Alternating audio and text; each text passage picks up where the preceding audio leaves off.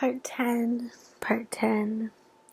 Maybe the last for tonight, we'll see. Enjoying the reflection behind me. Wreck versus wreck, enjoying the homophony. How the first name she guessed was so often Ricky, just letting it roll through her throat and hit her inner side teeth. Mouthfuls of pronunciation. She felt like she was running her eyes over the sideways titles on the spines of books in a big library, maybe at a university. How often she refused to use the card catalog, just wandered the aisles hoping she would land upon some fiction. That beautiful side room of the Brooklyn Public Library main branch, some paragraph about Joseph Cornell that moved her. How he gave all his art away to people he admired from afar. Pen pals with a ballerina, maybe. Creepy, maybe. But she had hoped she could do it in ways that felt generous and helpful and value-added. The lighters she collaged to give away in '06, the ritual of 3-line found poetry, the first art form she ever brought was to cut up and tape into lighters to give away at a desert festy. How that same year Rachel brought boxes of matches she had collaged and wore this clingy hot pink dress with side stomach cutouts, like Julia Roberts at the beginning of Pretty Woman. So perfect an outfit. Reflected in solar shower water catcher from below in that pic she snapped. On her Olympus, the one with night mode. All the shuddering, long exposure horizon. Stars she found later that night. Neon streaks, a kind of calligraphy she thought. Swept up in memory again. Her eyes were fluttering, and her jaw was TMJ, and her fingers were folded inward like a bird's around a branch. Can I have some water, maybe, she asked, feeling desperate, feeling like she was fading, maybe dying.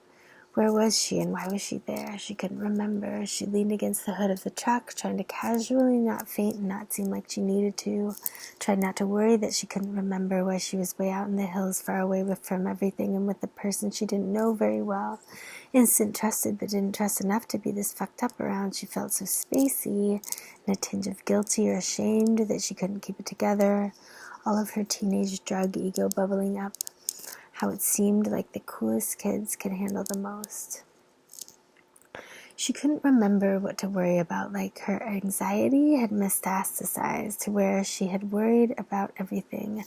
Worry layer, so she let the tension wash over her, tried to breathe, wanted to close her eyes, but wanted to keep them open. Oh, how they fluttered at the edges. She saw the glow of the festy in the far distance, gradient rings of light, felt her interest catch on the way the glow wavered with time and motion, delta or whatever. Adam sat down next to her.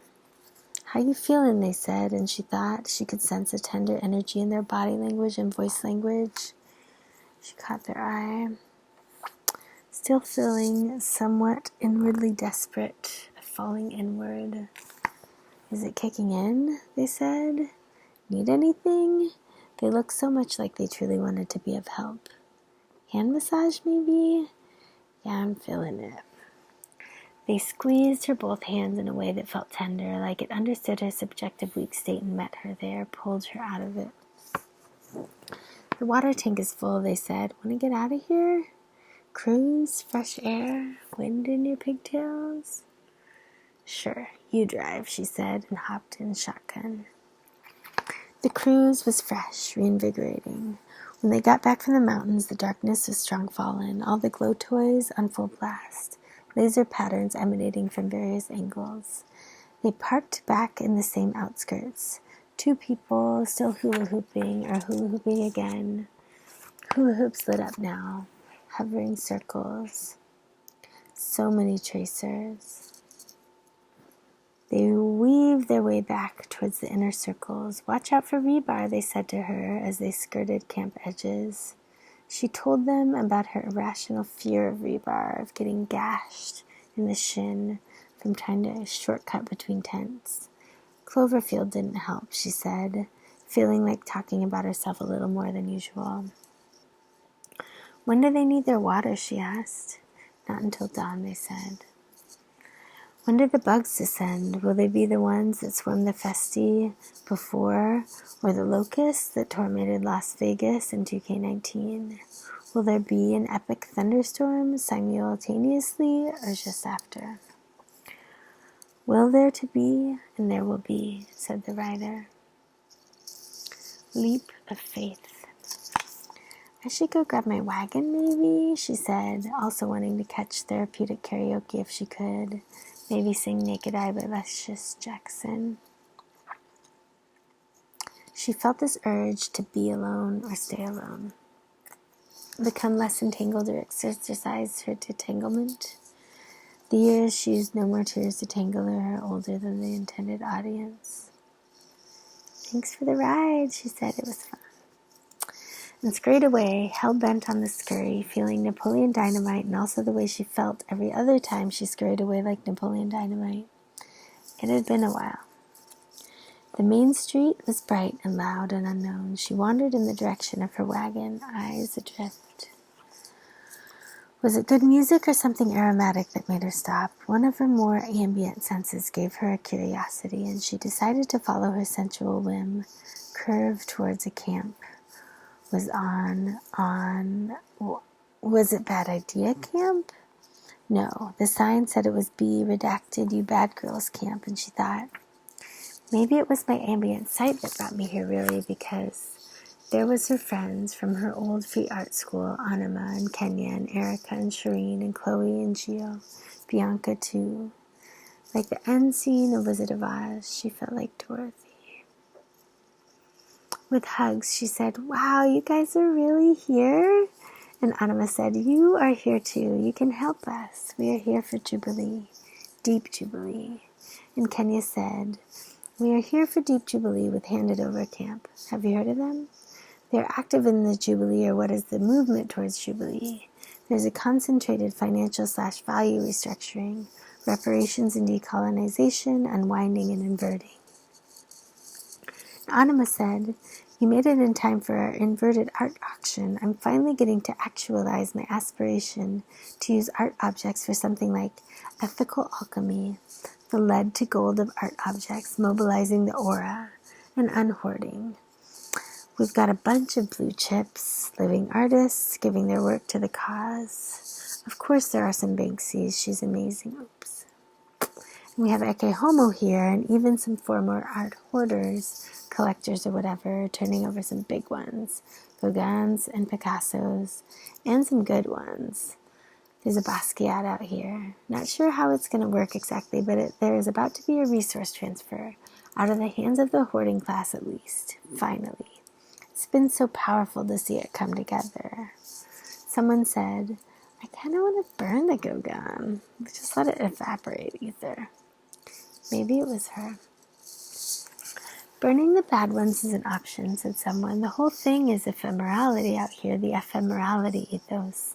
The world would be better without it, on balance, of course. Ashes to ashes, she said, happy to have a chance to use a cliche. And when in Rome, she followed up, doubling down.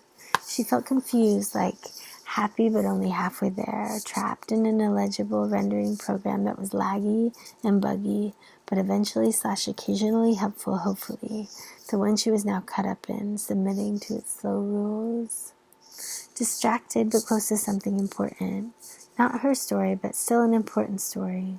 Benevolently discentered or adjacent, basically, she guessed. All the other beings in the world whirling around her with their own lags and bugs and hopes and fears. Their own private revolutionary or subversive ideas and actions. Though she was still so caught up in herself, she wasn't sure.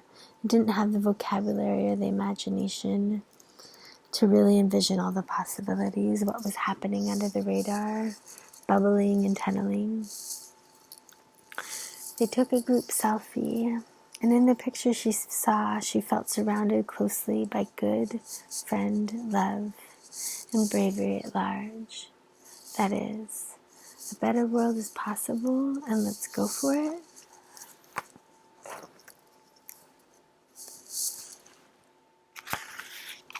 All the strings wove together for a moment, just a moment. Oh, what a moment though. Layers upon layers, pink and aqua gel films, friendship from many angles, prismatic. Though corroded by this clean, minimalist weight, somehow imported from the East Village or other moneyed haunts, she felt this aura, this haunting. Maybe it was the paintings. They had to be close by. She felt intimidated and unclean, corrosive and imposter. She was the awakest one, the awkest one, the outlier, not awakest one. Multiply imposter, like layers of imposter angles. A thought of Carmen Sandiego, the computer game, playing it, clues and traces, pixels, all the pixels together to make a picture. The text-based quest games she played around the same time, middle school. Green on green, neon key lime on deep midnight olive, guessing the right words to take it to the next paragraph of quest text, complicit in the narrative, how it played out. She felt so happy to see her old friends all there together and felt happy to feel welcomed by them, but trapped in her own head. Nevertheless, she fished her ancient Nalgene from her personal satchel, remembering how many times out on the salt flats she had turned inward and desperate from dehydration. Probably too late, but I may as well try, she thought. I left my wagon at Dispa, she said to Anima. Oh yeah, go get it, said Anima, understanding. We will be here. It feels so good to run into you here. Come back whenever if you need anything or whatever. Auction happens Saturday. Still deciding whether right before or right after the burn. I'm sure it will happen when the time is right, she smiled, and didn't want to ever leave. But she did. Hesitantly in some way and suddenly in others. No real goodbyes, since it was more of a return to suspended presence, only materially away. Though quickly she felt like she had never been there, the unexpected sudden burst of the encounter. No time to buffer, no time to soak it in / soak in it. Again, Main Street again, Esplanade or whatever, streams of people more flashy than before, increased surface area or intensity or both, blacklight vibes. Bugs beginning to swarm, sooner than expected, neon lotus beetle.